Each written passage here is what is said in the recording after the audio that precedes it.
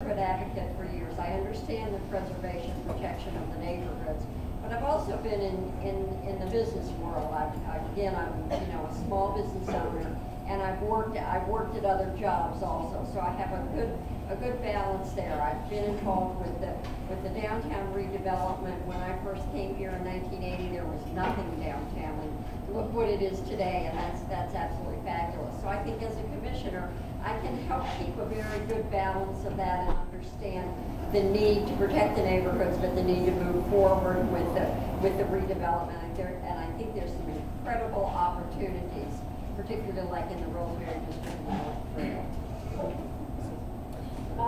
Linda missed one of her most favorite projects, which is the Citrus Square, which is a wonderful example of the downtown neighborhood edge.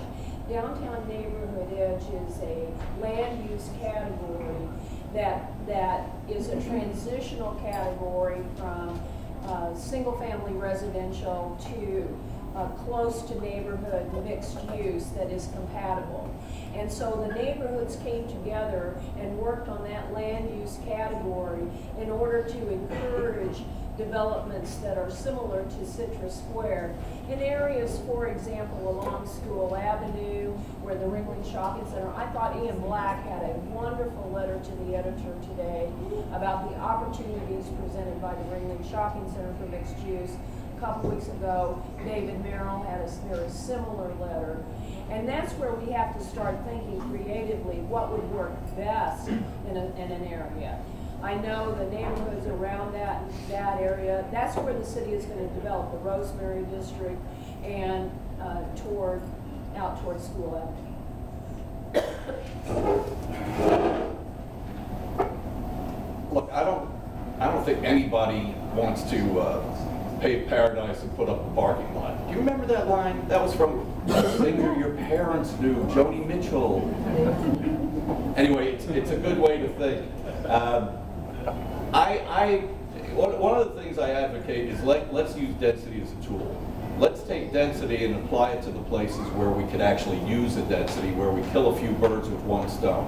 For example, on the North Trail. Let's use density on the North Trail to make it actually a profitable proposition, to put up the rental housing, to put up the retail underneath the rental housing, and hopefully that's going to spur growth and create jobs on the North Trail, take care of the blight, kill a lot of birds with one stone. I think we use density as a tool in the Rosemary District. I don't think we need wholesale building in Sarasota, but I do believe there are neighborhoods and places where you could benefit from that kind of building and development. We really need it on the North Trail and the Rosemary District.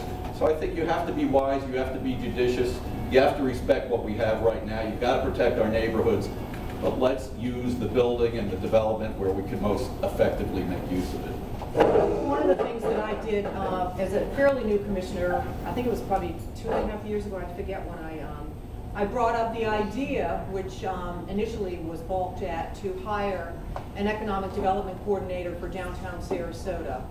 And I looked at a creative way to do it. We could split the position in 3 ways. The Chamber of Commerce pays part of his or her salary, the downtown improvement does, and the city. And I wanted to get a downtown, to deal with what's going on in downtown right now with, Dan, you were talking about downtown and density. I think, and Norm Golub is our economic development coordinator right now, and he is working with all these entities to try to look at everything we have been talking about here regarding development downtown. Density has become the elephant in the room. Ever since I moved here, we're trying to capture it, and as Richard said, how do we use it as a tool? It is environmental. It can be cost effective. It can be multimodal. Downtown strives for redevelopment, infill, using density to get what we want in, whether it's affordable housing or whatever. So what I've tried to do is get this economic development person working with all entities and try to concentrate on that also within a mile radius, not just the heart of downtown. Daniel, first of all, I hope your words are prophetic about more and more people moving to Sarasota. Yeah. There's actually been a slight decrease from the last census to this one. So I hope you're right that more and more people will come to move to Sarasota, because I believe that's going to be key to solving some of our financial problems, and increasing the population. But to your point, your question, I think that's the city commission's, one of its greatest roles, if not the greatest role, to steward how the city grows and to shepherd how it grows. I was talking yesterday with the architect of Citrus Square and the developer, and I think that's a great example of a mixed-use building that fits right in on the edge of Gillespie Park. It's perfect, I think, but every neighborhood has a charm. And so we've got to know the city, we've got to develop relationships so that we can effectively steward the growth. And so I believe everything happens through relationships. And so I've told myself, I've asked myself, what do you do if you win? What do you do if you win? And my first thing is to start building relationships, because it's going to be key in how we steward how the city grows, and decide as a community what can go where, and then get out of the way and let it happen. Judging from the conversations I have had with developers, some of the developers are going to want density, and the ones outside of town are going to want sprawl. So you're going to have pressure to do both. Whatever you do, if you build it, they will come. And when they come come in cars. When they are here, they will want to park the cars. And when they will leave in cars. The key to all of this is transportation, and no developer will ever, ever, ever voluntarily pay any part of the transportation, and that has been a problem for 50 years. And it will continue to be a problem for the foreseeable future. It's a constant conversation. It seems that we never win, and when we lose, we all lose. The cost of the transportation comes on you, the taxpayers. All right, so we have already 2 questions left that are taken, and it's going to be by Frank Maggio and Sean Gray, because they raised their hands immediately. That's all we're going to have time for, so we're going to take the answers down to 30 seconds each for each candidate. The Hub does have a concert coming at 8 o'clock, so we don't want to go into that time. So we have to get out of here. We have to get out of here. So 2 more questions, candidates, 30 seconds each. Stick around, yeah. So Frank and then Sean. So Frank. All right, Frank Maggio. Relatively simple question. With the exception of Mayor Atwell, everybody else is a first-time potential for the commission. Richard, obviously, gave you training 22 years ago. Is any of you, if you do get on the commission, are you intending to rerun, to make this kind of a career out of politics? I'm curious. Let the market speak. I'm 68 years old. After a 4-year term, I will be 72. I will not run unless someone comes forward to lead the campaign. It's not going to be me. That's a good question. I can't see past 4 years. If I get on the commission and I feel like I've accomplished enough and it's time to move on, then I would. If I felt like there's still more work to do, then I would probably run again. Oh, gosh, that's a really hard one. Everybody in my family dies young. I just hope I make it through the next 4 years. I believe that I would be just a one-term commissioner. I've been doing this for over 30 years. I've been going to commission meetings. I really enjoyed being on one side of the table. I would, as a city commissioner, be on the other side of the table, but I think that would probably satisfy my need to complete the service to this community. Suzanne, did you answer? No, that's interesting. If I win this election, I will be 8 years. I bring a lot to the table, and I think 8 years is great. I do things by decades. I'm in my 60s. In 4 years, I'll be closer to 70. That's my decade. I carve out what I'm doing each decade, and this is my political decade, and it's an extraordinary one. I don't know what I do. People have often asked, are you going to run for state? Are you going to run for something else? No, I love the intimacy and the beauty of this city, and I want to stay with it. You never say never. I mean, I may be a very young 70-year-old. I don't know. We'll see what happens if I get reelected. But it's a contact sport, but I love it, and we'll see. Thank you. And Richard. When I decided to run for city commission 2 years ago and again this year, I made a commitment to the city. I made a commitment to serve. It's my intention to to run and hopefully get elected to this office and then stay involved with politics, whether it continues on the city level, whether it continues on the state level, I don't know. The county level, we'll have to see. But I have made a decision in my mind that I want to serve, I want to give of myself, I want to try to make a difference and do something good, so I will be staying involved in politics locally. Great. And real quick, Sean DeWade, and then we'll wrap it up. It's been written and said that Sarasota is hemorrhaging our young students that are graduating from the 3 local colleges. If elected, what would you do to try and create new economy jobs in order to help retain those students, which is part of the reason why the Young Advocates was Yes, formed? it is. Yeah. We'll start with Keith.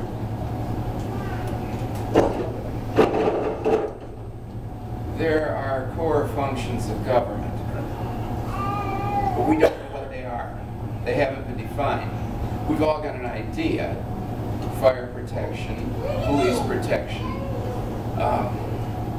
sewer, water. I would say if you want to work for the city government, you should specialize in school and some of those things that are core functions of government. Otherwise, it's not the government's job to find you a job outside of that. A great question, Sean. Of course, there are some issues with joblessness for the regional state, but I think the City Commission definitely has some power to help do things to attract people to invest in our city. And I think that's what one of our biggest responsibilities is, to try to make our city attractive for investment. Hopefully people will come and bring business to our city and then jobs. And I think we've got to do the best that we can to let people know that we're open for business. Yeah, I would say we have to, and I need help. I'm one member of the commission, and I need help putting the welcome business, we're open for business. We keep saying that, but I need help. I'm one person, and I can't make it all. We are losing, I mean, Ringling, we're losing, obviously, a lot of the top Ringling students go to Pixar or Disney or whatever. Why don't we, what do we have here that would keep students like that here? That's a hard question, because we need businesses here. It's tough with manufacturing. We have a lot of the leisure field, the medical. I was just up at SETI looking at what they're training people do on the mid-level jobs, medical, RN, PAs, studio. They have an amazing studio up there for all those kind of jobs. My son's a stormwater engineer in Charlotte. I would love him to come down here and work. He could probably work for the government. He could probably be a city engineer. But we're losing students because they want to go to Austin, they want to go to Portland, they want to go to Atlanta and Charlotte. But we need a unified political will to make decisions, to bring companies here, what we're willing to offer them. So it's all of us. 30 seconds, you guys. Okay. Again, I've mentioned what my thinking is in job creation. Legislatively, we have to make it easier to invest in the city. If we make it easier to invest in the city, hopefully people will want to locate their businesses here. Why wouldn't you want to locate your business here? Minnesota, Sarasota. I'll take Sarasota. So legislatively, we have to make it easier to locate the businesses here. I also think this is, it's got to be more proactive. We have to actively go out and try to bring business here. We have to go out and say, look, we've got this incredible talent pool of students. Hey, Pixar, come down here, give us a look, build a studio.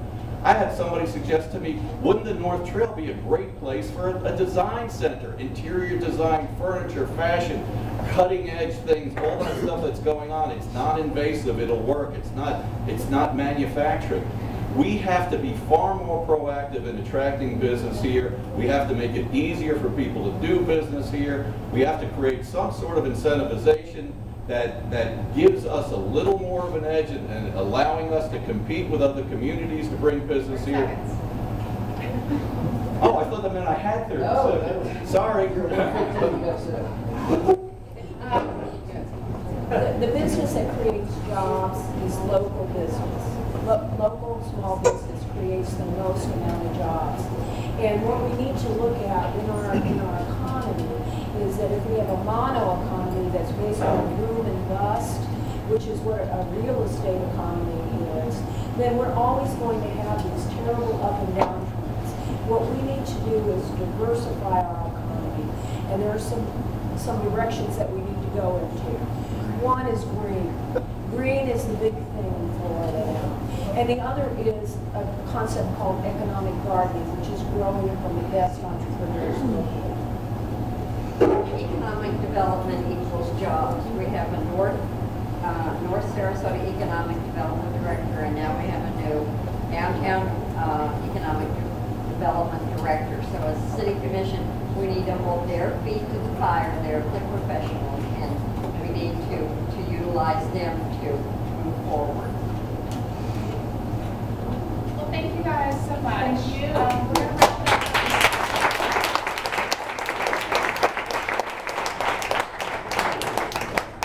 We're gonna wrap it up. We're just going to give them an opportunity to give a closing statement, and it's one final question, 30 seconds, keep it short, and we're going to switch the time things to the sense time, and not just But if you're elected, what does the city of Sarasota look like in 10 years from now as a result of your leadership? We'll start with Pete. If I'm elected, you will see a list of the core government functions, and you will see a prioritized list of everything else the city does. This is one thing I know I can do, even if no one else wants it done. I know I can do it with public record requests, but it would be better to get it from the city manager, which is where I would look for it first. I create a safer, more economically viable city. In 10 years? In 10 years, if I'm reelected, I'll have served 8. I walk probably 25 miles a week in this town, all neighborhoods. I would like to see, I want to walk around and look at buildings like Robert Taylor, Janie Poe in North Sarasota, our police station, the new boutique hotel, that I had a say in voting. I voted. I spoke to the motion. We got those things in town, and I want to be able to see. Some of those things have our names on them. Robert Taylor, that will be there long after I'm gone, that I made a difference, that we got these things going, provided jobs, and that's all I can hope for. Thank you. Very quickly. I don't see things materially changing. What I would like to see, to a great extent, what I would like to see is all you guys here, 10 years older, working in this city, prospering in this city, raising your families, contributing to Sarasota, being here. I want to see Jeff, I want to see you guys.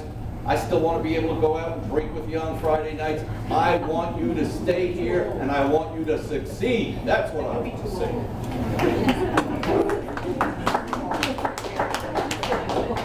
If I'm elected, we'll have a multimodal transportation system with continuous bike lanes, good sidewalks that people can walk on.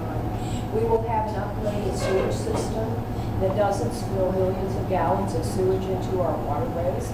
We will have a stormwater system that is modern with micro swales and other modern techniques. We'll have a police department that knows how to shut down drug markets in Newtown, that shuts down violence, that shuts down prostitution on the trail.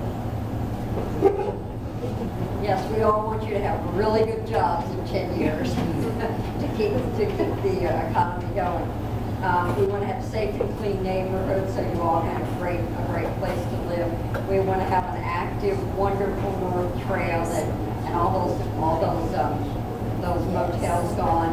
And we want to have a vibrant Rosemary district that's as great as downtown Main Street is today.